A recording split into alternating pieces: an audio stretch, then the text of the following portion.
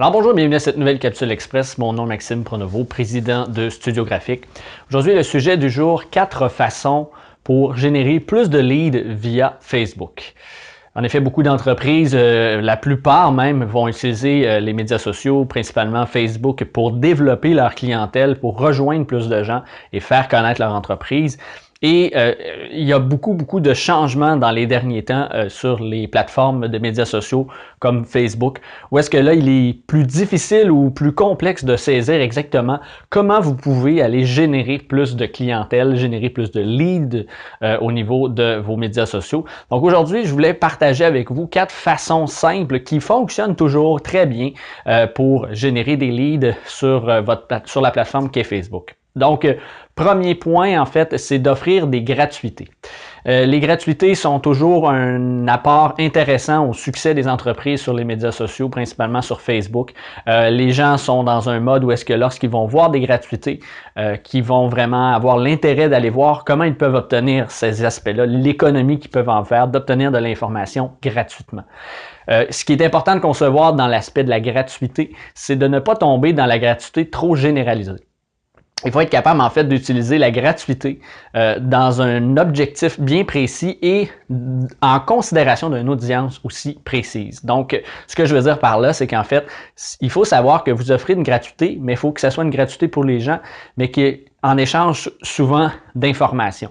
Donc, si vous êtes capable d'obtenir de l'information, que ce soit pour obtenir de l'information sur votre audience, un sondage par exemple, ou d'offrir de la gratuité pour générer un intérêt envers votre marque, évidemment, il y a toujours un point positif pour vous. Vous ne pouvez pas offrir de la gratuité tout simplement pour offrir de la gratuité.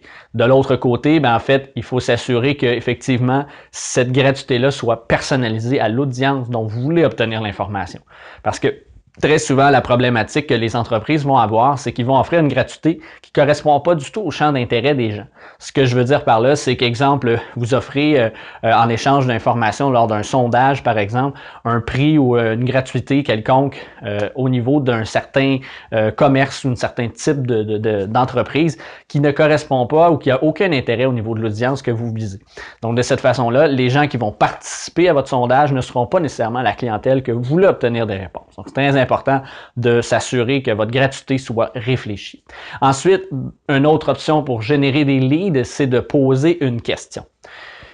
Les gens aiment ça répondre, les gens aiment ça avoir une voix sur les médias sociaux, bonne et moins bonne, ça c'est certain, mais il faut être capable en fait de déterminer en posant des questions, à aller chercher encore là l'aspect d'interagir, d'engagement. Parce que ce qui va arriver, c'est que chaque publication que vous allez accomplir en posant une question qui va générer de l'engagement va se faire voir par elle-même. Donc c'est de plus en plus difficile pour les gens des pages d'entreprise d'être vus sur Facebook. Seulement quand il y a de l'engagement, Facebook va diffuser encore plus cette publication-là dans les réseaux respectifs des gens qui ont eu un engagement envers l'entreprise. Parce que ce qu'ils considèrent, c'est que si Facebook, si les gens ont pris le temps de commenter, Facebook va considérer finalement qu'il y a une raison d'être de promouvoir ce visuel-là ou cette question-là que vous avez publiée. Donc, ça va générer de l'engagement et ça va générer que vous allez avoir une meilleure visibilité pour votre publication. Et les gens qui vont avoir répondu à cette question-là, souvent, c'est encore le même principe que la gratuité, c'est de bien penser à vos questions pour profiter de cette information-là pour d'éventuels produits ou services. Ensuite, une autre option, un autre aspect que vous pouvez créer des leads sur Facebook, c'est en fait d'utiliser la vidéo. D'ici les prochaines années, et c'est continuellement en croissance, la plupart des gens consomment du contenu maintenant vidéo sur le web en comparaison du contenu écrit. C'est possible dans une vidéo de 30 secondes d'émettre beaucoup plus d'informations que dans n'importe quel texte écrit.